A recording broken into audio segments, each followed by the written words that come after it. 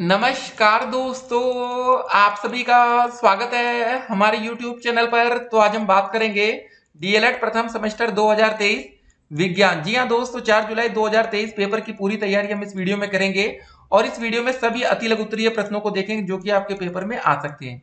और इसके बाद दोस्तों हम लोग लघु उत्तरीय प्रश्न देखेंगे और उसके बाद बहुविकल्पीय प्रश्न की भी पूरी सीरीज देखेंगे। तो इस वीडियो को जैसे ही खत्म हो जाए तुरंत आप लोग लघु उत्तरीय या बहुविकल्पी छोड़े तो उसको जरूर देखिएगा। चलिए वीडियो को शुरू करते हैं। तो दोस्तों चलिए शुरू करते हैं आपके अति लघु उत्तरीय प्रश्नों को। तो पहला क्वेश्चन क्या रहा दोस्तों आपके सामने, पुष्प के मादा अंग के नाम लिखिए। तो दोस्तों क्या क्या होता है, जायांग, अंडक, कार्पोल, स्त्री, केसर। ठीक है, इसको याद रखना है। दूसरा क्वेश्चन दोस्तों देखिए, पहले ये सब क्वेश्चन आपके 2019 पेपर में पूछे जा चुके हैं, मतलब बहुत ही इंपॉर्टेंट क्वेश्चन है। तो ये सब क्वेश्चन ऐसे ही पेपर में आते तो आप ये क्वेश्चन मिस मत करिएगा। सजीव के एक लक्षण दोस्तों आपको लिखना है, निश्चित आकार एवं माप, कोशिकीय संरचना होगी। ठीक है, सजीव अगर होगा तो उसमें क्या क्या होगा, श्वसन होगा, गति होगी और उत्सर्जन होगा।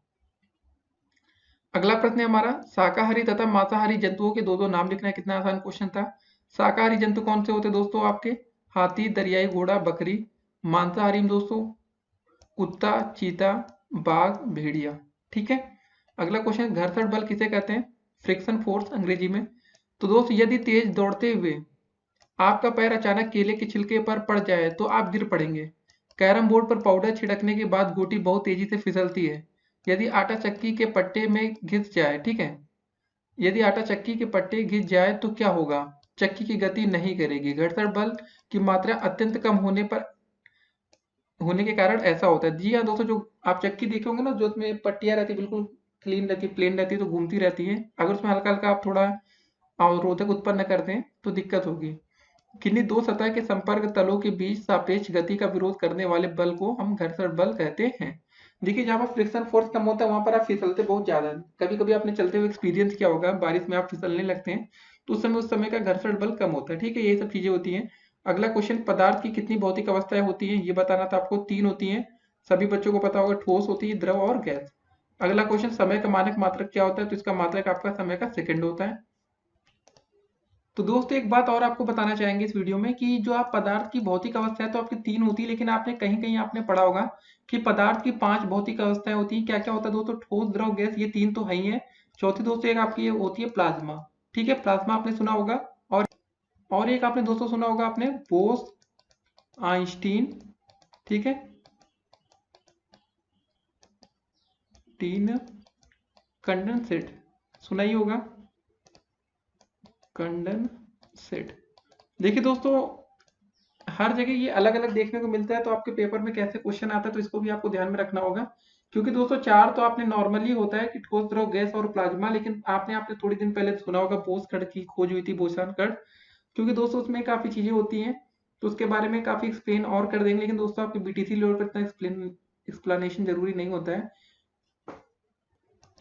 देखिए दोस्तों, होता क्या है ना, जो ब्रह्मांड में प्रत्येक कण को 2 श्रेणियों में रखा जाता है। एक दोस्तों आपका होता है फर्मियांस और दूसरा होता है बोसॉन्स। ठीक है दोस्तों, तो ये सब चीजें होती हैं। फर्मियांस में आपका न्यूट्रॉन, प्रोटॉन, इलेक्ट्रॉन, ये सब चीजें होती हैं। तो लेकिन चलिए ठीक है, लेकिन अगर कभी क्वेश्चन आ जाए आपको तो आप लोग ध्यान दीजिएगा कि आपको उत्तर कैसे करना है। तो पदार्थ की भौतिक अवस्थाएं या कैसे क्वेश्चन बनता है तो उस समय डिपेंड्स करेगा। तो लेकिन दोस्तों हमने बता दिया कि जो पदार्थ की 5 अवस्थाएं कहीं की देखने को मिलती हैं, तो आप कंफ्यूज मत होइए उससे, ठोस, द्रव, गैस, प्लाज्मा और बोस आइंस्टीन कंडेंसेट। ठीक है ना, लास्ट में सेट लिखा है तो ध्यान दीजिएगा। अगला क्वेश्चन दोस्तों आपका है, सजीव वस्तुएं क्या होती है, ये आपको बताना है। ऐसी वस्तुएं जिनमें जीवन का संचार होता है वे सजीव वस्तुएं होती हैं। निर्जीव वस्तुएं क्या होती है दोस्तों, ऐसी वस्तुएं जिनमें जीवन का संचार नहीं होता वे निर्जीव वस्तुएं होती हैं। सजीव एवं निर्जीव के बीच की कड़ी किसे कहते हैं दोस्तों, इसको बोलते हैं विषाणु को बोलते हैं। पौधे में कितने भाग होते हैं दोस्तों, तो पौधे में आपकी जड़ होता है, तना होता है एवं पत्ती, कुल 3 भाग होते हैं। पौधों में प्रजनन कितने प्रकार से होता है दोस्तों, तो पौधों में प्रजनन आपका 3 प्रकार से होता है। पौधे एवं जंतुओं में प्रमुख अंतर क्या होता है, देखिए पेड़ पौधों में वृद्धि जीवन पर्यंत होती रहती है। जी हाँ दोस्तों, पेड़ पौधों में ये मेन इंपॉर्टेंट बात है। परंतु जंतुओं में वृद्धि एक निश्चित आयु तक ही होती है। पौधों तथा जंतुओं में समानता संबंधी लक्षण बताने आपको दोस्तों, सभी पौधे एवं जंतुएं अपने समान जीवों को उत्पन्न करने की क्षमता होती है। ठीक है, पुष्प में कितने भाग होते हैं ये आपको बताना है। तो पुष्प में टोटल आपके 4 भाग होते हैं। अगला क्वेश्चन दोस्तों हम लोग देखेंगे अब, जीवधारियों में अनुकूलन किन कारणों से होता है? तो दोस्तों जीवधारियों में अनुकूलन वातावरण, भोजन तथा भोजन की उपलब्धता के कारण होता है। तो दोस्तों अगला क्वेश्चन क्या आपका, संरचनात्मक अनुकूलन से क्या अभिप्राय है? दोस्तों ये आपको बताना है कि जीवधारी के शरीर की रचना में जब कुछ ऐसे परिवर्तन हो कि उस जाति को अपने आवास में रहने में अधिक सुविधा हो तो उसे संरचनात्मक अनुकूलन कहते हैं। अगला क्वेश्चन क्या, पौधों में जड़ का क्या उपयोग होता है? तो सभी बच्चों को पता होगा कि पौधों में जड़ का क्या उपयोग होता है। पौधों में भूमि से जल, खनिज लवण उपलब्ध कराना। ठीक है। प्रकाश संश्लेषण क्या होता है? ये इंपॉर्टेंट क्वेश्चन आपने पहले पढ़ा होगा। तो पौधों में जड़ों तथा, ठीक है, पौधों में जड़ों के द्वारा भूमि से अवशोषित जल तथा वायुमंडल CO2 लेकर क्लोरोफिल की उपस्थिति में भोजन का निर्माण और ऑक्सीजन मुक्त कराने की क्रिया प्रकाश संश्लेषण कहलाती है। पर परागण क्या होता है दोस्तों? ये आपको बताना है। जब पुष्प के परागण, ठीक है, परागकण उसी पुष्प के वर्तिकाग्र या उसी पौधे के पुष्प के वर्तिकाग्र पर पहुंचते हैं तो ऐसी क्रिया को पर परागण कहलाती है। पूर्व के मतलब पुष्प के नर अंग का नाम लिखना है दोस्तों, तो इसका आंसर होता है आपका पुंकेसर। याद रखना है, पुष्प के नर अंग का। फलों में जल की मात्रा कितनी होती है दोस्तों? तो फलों में जल की मात्रा 90% होती है। पौधों में जल का क्या कार्य होता है ये बताना है। पौधों में भूमि में, ठीक है, पौधों को भूमि में स्थिर रखने तथा भूमि से जल एवं खनिज लवणों का अवशोषण करना। ठीक है, पौधों में जड़ का यही कार्य होता है। ठीक है, ऐसे क्वेश्चन आ सकते हैं पेपर में। अगला क्वेश्चन है आपका, जलीय पौधों को क्या कहते हैं? तो जलीय पौधों को हम जलोदभिद कहते हैं। जलीय जंतुओं को क्या कहा जाता है दोस्तों? ये बताना है। तो जलीय जंतुओं को जलचर कहते हैं। मछली के जल में रहने के लिए कौन कौन से अनुकूलन अंग सहायक होते हैं ये लिखना है। तो मछलियों को श्वसन लेने के लिए गलफड़े तथा जल में तैरने के लिए इनका धारा रेखित शरीर। मूसला जड़ों को कितने भागों में बांटा गया दोस्तों? तो मूसला जड़ों को हम शंकुरूप, कुंभ रूप एवं तर्क रूप कुल 3 भागों में बांटा गया है। अपस्थानिक जड़ों में भोजन एकत्रीकरण के कारण क्या परिवर्तन होते हैं दोस्तों? ये बताना है। तो भोजन एकत्रीकरण के कारण अपस्थानिक जड़ें कंद में बदल जाती है, जैसे शकरकंद आदि। अमरबेल पौधों का सामान्य परिचय दोस्तों देना है। तो अमरबेल एक परजीवी पौधा है जो अपना जीवन मतलब चूसक जड़ों के द्वारा आधार पोषक पौधों से लेता है। मूलांकर से विकसित होने वाली जड़ कौन सी होती है ये आपको बताना है। तो इसे दोस्तों मूसला जड़ कहते हैं।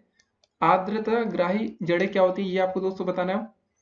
तो ऐसी जड़ें जो हवा में लटक कर अपने स्पंजी सिरों तथा द्वारा जल वाष्प अवशोषित करके पौधों की जलापूर्ति करती हैं, इन्हें आर्द्रताग्राही या वायवीय जड़ें कहते हैं, यथा आर्किड की जड़ें। ठीक है, आर्किड की जड़ें। श्वसन जड़ें किन पौधों में पाई जाती है दोस्तों? तो इसमें लवणोभिद्ध पौधों में। अगला क्वेश्चन क्या है आपका, पत्तियां भोजन का निर्माण किस प्रकार करती हैं? तो दोस्तों पत्तियां सूर्य के प्रकाश में भोजन का निर्माण करती हैं। पौधों का हमारे जीवन में क्या महत्व है? देखिए, पौधे श्वसन क्रिया के अंतर्गत हमें ऑक्सीजन प्रदान करते हैं। 5 पुष्पी तथा अपुष्पी पौधों के नाम हमें लिखना है दोस्तों। तो पुष्पी पौधे कौन से हैं? आम, नीम, अमरूद, सरसों, बरगद। और अपुष्पी पौधे दोस्तों बैक्टीरिया, कवक, शैवाल, मांस और फर्न। अब 2 कवकों के नाम दोस्तों हमें लिखना है। तो 2 कवक कौन थे? कुकुरमुत्ता का पौधा और राइजोपस का पौधा। किन्हीं 3 पौधों के नाम लिखिए जिनमें जड़, तना तथा पत्ती नहीं पाई जाती है। तो बैक्टीरिया, कुकुरमुत्ता और स्पाइरोगाइरा। साग, झाड़ी तथा वृक्षों के 5 उदाहरण दोस्तों आपको लिखना है। तो साग में क्या है? सरसों, गेहूं, मूली, तुलसी और सूर्यमुखी। झाड़ी में दोस्तों आपके चमेली, गुलाब, नींबू, करौंदा और गुड़हल। वृक्ष में दोस्तों ताड़, आम, नारियल, नीम और चीड़। ठीक है, किन्हीं 2 बहुवर्षीय पौधों के नाम दोस्तों लिखना है, पीपल और नीम। तो बहुत साल तक दोस्तों ये चलते हैं, आपने देखा होगा ना, पीपल का पेड़ सुना होगा। अगला क्वेश्चन दोस्तों हमारा आता है, नर तथा मादा युग्मक को मिलाने की विधि क्या कहलाती है? तो दोस्तों यह विधि आपकी निषेचन कहलाती है। बीजों का प्रकीर्णन किसकी सहायता से होता है? तो दोस्तों बीजों का जो प्रकीर्णन होता है जल द्वारा, वायु द्वारा, स्फुटन द्वारा, जंतुओं द्वारा, पक्षियों द्वारा तथा मनुष्यों के द्वारा होता है। पत्तियों का रंग हरा क्यों होता है दोस्तों? तो क्लोरोफिल की उपस्थिति के कारण पत्तियों का रंग हरा होता है। क्लोरोफिल याद रखना है। लंबाई का एसआई मात्रक क्या होता है दोस्तों? तो लंबाई का एसआई मात्रक आपका मीटर होता है। 12 इंच बराबर कितना होता है दोस्तों? तो 12 इंच बराबर 1 फुट होता है। तो दोस्तों आपके 12 इंच में लगभग आपके कितने हो जाएंगे पता है? 12 इंच बराबर होगा आपका 30 सेंटीमीटर। 1 इंच में 2.5 सेंटीमीटर होता है, इसको भी आपको दोस्तों याद रखना है। 1 इंच बराबर होता है 2.5 सेंटीमीटर। तो दोस्तों 1 फुट में आपका 30 सेंटीमीटर लगभग होता, तो वही हो गया 12 इंच बराबर 1 फुट हुआ। अगला क्वेश्चन दोस्तों आपका क्या है, एक गज में कितने फुट होते हैं? तो एक गज में दोस्तों 3 फुट अथवा 91.44 सेंटीमीटर होते हैं। किसी ईंट का आयतन ज्ञात करने के लिए कौन कौन सी 3 माप ली जाती है? किसी ईंट का आयतन ज्ञात करने के लिए दोस्तों आपको लंबाई चाहिए होगी, उसकी चौड़ाई और ऊंचाई। ठीक है, आप ईंटा देखे हो ना, तो लंबाई और चौड़ाई और ऊंचाई होती है 3 चीजें। और अगला क्वेश्चन दोस्तों, शरीर का ताप किस तापमापी से मापते हैं? तो दोस्तों सबको पता है कि थर्मामीटर से नापते हैं। ठीक है, डॉक्टर तापमापी, डॉक्टरी तापमापी लिखा या थर्मामीटर। स्वस्थ मनुष्य के शरीर का ताप कितने डिग्री सेल्सियस होता है दोस्तों? तो स्वस्थ मनुष्य के शरीर का ताप 37 डिग्री सेल्सियस होता है। माप के मानक मात्रक होना क्यों आवश्यक है दोस्तों? देखिए, हमारे दैनिक जीवन में अनेक वस्तुओं की लंबाई, चौड़ाई तथा क्षेत्रफल, आयतन, तौल आदि के सही ज्ञान के लिए माप के मानक मात्रक होना आवश्यक है। अगला प्रश्न दोस्तों कैसा बन सकता है पेपर में, लंबाई मापने में मीटर से छोटी तथा बड़ी किन इकाइयों मात्रकों का प्रयोग किया जाता है? देखिए, छोटी लंबाई मापन के लिए हम मीटर पैमाने का 10वां, 100वां तथा 1000वें भाग का प्रयोग किया जाता है, तथा बड़ी लंबाई मापने के लिए मीटर पैमाने के 10 गुना, 100 गुना तथा 1000 गुने बड़े मात्रकों का प्रयोग किया जाता है। अगला क्वेश्चन दोस्तों, क्षेत्र का क्षेत्रफल प्राय किस मात्रक में मापते हैं? देखिए, क्षेत्र का क्षेत्रफल दोस्तों जो आपका होता है डेसिमल में होता है, एकड़ में होता है, हेक्टेयर में। वह देसी भाषाओं में दोस्तों बीघा बोलते हैं, आप लोग सुने होंगे ना, इतने बीघा हमारी जमीन है, या बिस्वा भी होता है कहीं कहीं। फिलहाल दोस्तों आप लोग पेपर में ऐसे लिखेगा, खेत का जो क्षेत्रफल होता है डेसिमल, एकड़ या हेक्टेयर में। ठीक है, अगला क्वेश्चन दोस्तों, किसी घन में लंबाई व चौड़ाई तथा ऊंचाई सदैव कैसी होती है? दोस्तों देखिए, घन में लंबाई, चौड़ाई तथा ऊंचाई सदैव एक दूसरे के बराबर होती है। आयतन किसे कहते हैं दोस्तों? किसी वस्तु के द्वारा घेरे गए स्थान को उस वस्तु का आयतन कहते हैं। जी हाँ दोस्तों, कोई वस्तु होता है उसके द्वारा जितना भी जगह घेरा जाता है उसको क्या बोलते हैं हम लोग? आयतन बोलते हैं। तो दोस्तों अगला क्वेश्चन क्या हमारा कि एमकेएस पद्धति में मूल मात्रक क्या है, आपको ये बताना है। तो दोस्तों मूल मात्रक आपका लंबाई, द्रव्यमान और समय है। ठीक है, गति कितने प्रकार की होती है दोस्तों? सबको पता है, ये 4 प्रकार की, रेखीय, घूर्णन, वृत्तीय और दोलन गति। ठीक है, द्रव्यमान का मानक मात्रक क्या होता है दोस्तों? द्रव्यमान का मानक मात्रक आपका किलोग्राम होता है। मानव शरीर का सामान्य ताप आपका 37 डिग्री सेल्सियस। गति किसे कहते हैं दोस्तों? आपको ये बताना है। तो गति के अनुसार किसी वस्तु तथा उसके भाग की स्थिति में आए परिवर्तन को हम गति बोलते हैं। जी हाँ दोस्तों, अगर कोई वस्तु यहाँ खड़ा था, थोड़ी देर बाद आगे चला गया, तो उसमें कुछ ना कुछ गति तो हो रहा है। तो दोस्तों अब गति के प्रथम नियम को आपको बताना। तो गति का प्रथम नियम क्या है? इसके अनुसार कोई वस्तु विरामावस्था में है तो वह विरामावस्था में ही रहेगी। मतलब कोई वस्तु खड़ी है तो वो हमेशा खड़ी रहेगी, और यदि वह सरल रेखा में एक समान वेग से चल रही है तो वह उसी प्रकार चलती रहेगी जब तक कि उस पर कोई बाह्य बल ना लगाया जाए। जी हाँ दोस्तों, अगर किसी को ट्रेन होती है दोस्तों, जब तक चला देते तो चलती रहती है, लेकिन बाह्य बल का मतलब क्या हो सकता है कि जब उसमें ब्रेक ना लगाया जाए या कुछ और रोकने के लिए। ठीक है, ये बाह्य बल होता है आपका। घूर्णन गति किसे कहते हैं दोस्तों? तो जब वस्तु अपने अक्ष के चारों ओर घूमती है तो वह गति आप उसकी घूर्णन गति कहलाती है। जी हाँ दोस्तों, एक ही जगह के बार बार गोल गोल घूम रही है ना, तो घूर्णन गति हो गई। अब वृत्तीय गति क्या दोस्तों? जब कोई वस्तु अपने वृत्ताकार मार्ग पर गति करता है तो उसे वृत्तीय। जी हाँ दोस्तों, वृत्तीय गति मतलब वृत्ताकार मार्ग आपकी घड़ी हो गई जैसे। ठीक है, घूर्णन गति में अंतर बस इतना है कि जब कोई वस्तु अपने अक्ष के चारों ओर घूमती। ठीक है, इसको ध्यान में रखना है। बल किसे कहते हैं? आपको ये बताना। बल वह धक्का या खिंचाव जो एक वस्तु दूसरे पर आरोपित करती है। दोलन गति किसे कहते हैं? जब वस्तु अपनी माध्य स्थिति के दोनों ओर गति करता है तो उसे हम दोलन गति कहते हैं। जी हाँ दोस्तों, माध्य स्थिति के दोनों ओर गति करता है। ठीक है, अगला क्वेश्चन दोस्तों हमारा क्या है कि दैनिक जीवन में झुके हुए तल को एक सरल मशीन की तरह आप कहाँ कहाँ उपयोग कर सकते हैं? देखिए, झुके तल का मशीन की तरह प्रयोग लोहे के भारी सामान को मजबूत पटरा लगाकर ऊपर चढ़ाने में, मकानों में सीढ़ी के रूप में, पहाड़ियों में घुमावदार सड़कों को रूप में। ठीक है, अगला क्वेश्चन दोस्तों आपका चाल से है कि चाल से क्या तात्पर्य होता है? तो किसी बल द्वारा एकांक समय में चली गई दूरी चाल कहलाती है। अगला क्वेश्चन, किसी गतिमान वस्तु की दशा में परिवर्तन कैसे किया जा सकता है? तो बल लगाकर किसी गतिमान वस्तु की दिशा में परिवर्तन किया जा सकता है। ठीक है दोस्तों, यह दिशा था। अब बल कितने प्रकार के होते हैं ये आपको बताना दोस्तों। तो ये आपके 5 प्रकार के: पेशीय बल, गुरुत्वीय, चुंबकीय, घर्षण बल और विद्युतीय बल। तो दोस्तों हर एक बल के बारे में आपने पहले से पढ़ रखा होगा। तो अगला क्वेश्चन दोस्तों, विद्युतीय बल किसे कहते हैं ये आपको बताना है। तो दोस्तों वह बल जो विद्युत धारा के कारण उत्पन्न होता है, वह कार्य करता है, उसे हम विद्युतीय बल कहते हैं। पदार्थों की विलयता से आप क्या से ये आपको दोस्तों समझाना है। जो पदार्थ पानी में अदृश्य हो जाते हैं, अर्थात वे पानी में घुल जाते हैं, अतः हम कह सकते हैं कि यह पदार्थों में विलयता है। पदार्थों की पृथकता की आवश्यकता विधियों के नाम बताइए दोस्तों। बिनना, चलाना, छानना, वाष्पन और आसवन विधि। थर्मामीटर आखिर होता क्या दोस्तों, आपको ये समझाना है कि थर्मामीटर क्या होता है। तो दोस्तों थर्मामीटर की सहायता से शरीर का तापमान मापा जाता है। एसआई मूल राशियों की संख्या कितनी है, तो दोस्तों एसआई मूल राशियों की संख्या आपकी 7 होती है। चुंबक की सर्वप्रथम खोज कहाँ पर हुई थी दोस्तों, इसका आंसर होगा मैग्नीशियम में। ठीक है, अगला क्वेश्चन दोस्तों हम लोग देखेंगे मात्रक किसे कहते हैं। तो भौतिक राशि के मापन के लिए राशि के निश्चित परिमाण को मानक मान लिया जाता है। इस मानक को ही मात्रक कहा जाता है। ऋणात्मक आवेश किसे कहते हैं दोस्तों, एबोनाइट की छड़ को फिलालेन से रगड़ने पर छड़ में प्राप्त होने वाला आवेश ऋणात्मक आवेश कहलाता है। नैनो सेकंड में कितने सेकंड के बराबर होता है, तो दोस्तों इसका आंसर होगा 10 की पावर -9 सेकंड। तो दोस्तों अगला क्वेश्चन क्या रहा आपका कि द्रव्यमान एवं वेग के गुणनफल को क्या कहते हैं। दोस्तों आपने पढ़ रखा होगा द्रव्यमान एवं वेग के गुणनफल को हम संवेग कहते हैं। ठीक है, बल गुणे विस्थापन क्या कहलाता है दोस्तों, कार्य बराबर होता है F इंटू डी। ये पढ़ा होगा ना दोस्तों, आपने जरूर पढ़ा होगा W बराबर इंटू F इंटू डी। दोस्तों वही होता है, F फोर्स होता है, D का मतलब विस्थापन है, डिस्टेंस। अगला क्वेश्चन दोस्तों, कोई कार्ड 1 सेकेंड में जितने कोण घूमता है इस घूर्णन गति को क्या कहते हैं, इसे हम वृत्तीय गति कहते हैं। चुंबकीय बल किसे कहते हैं दोस्तों, देखिए किसी चुंबक द्वारा चुंबकीय पदार्थों पर लगाया गया चुंबकीय बल कहलाता है। ठीक है, लगाया गया जो दोस्तों किसी चुंबक के द्वारा चुंबकीय पदार्थों पर जो बल लगाया जाता है उसे चुंबकीय बल। पदार्थ की अवस्थाएं दोस्तों बतानी है। तो दोस्तों पदार्थ की अवस्थाएं ठोस, द्रव एवं गैस, कुल 3 अवस्थाएं होती हैं। देखिए दोस्तों हमने फिर से बताया था आपको कि आपकी प्लाज्मा और अभी आपने दोस्तों बोस आइंस्टीन कंडेंसेट। ठीक है दोस्तों, तो 5 तरह के पेपर में अवस्थाएं आप लिखिएगा तो ज्यादा बेटर रहेगा आपके लिए। अगला क्वेश्चन, वे पदार्थ कौन थे जो ठोस, द्रव, गैस ठीक है अवस्थाओं में रहते हैं। तो दोस्तों इसका अंतर क्या होगा, गंधक एवं जल।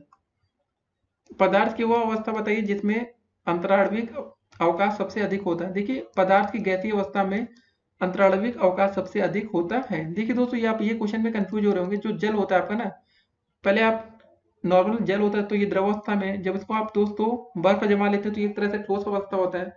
जब आप इसको उबाल देते हो तो गैस बन के भाप बनकर उड़ जाता है ना, तो ये आपका गैसीय अवस्था। तो 3 तरह से ये आपका होता है। अगला क्वेश्चन, पृथक्करण किसे कहते हैं, आपको ये समझाना था। तो किसी मिश्रण में विलेय अथवा अविलेय पदार्थों को अलग करने को हम पृथक्करण कहते हैं। अब अगला क्वेश्चन, विलायक किसे कहते हैं। कोई पदार्थ जब किसी द्रव में घुलता है तो उस पदार्थ को उस द्रव में विलेय या द्रव को विलायक कहते हैं।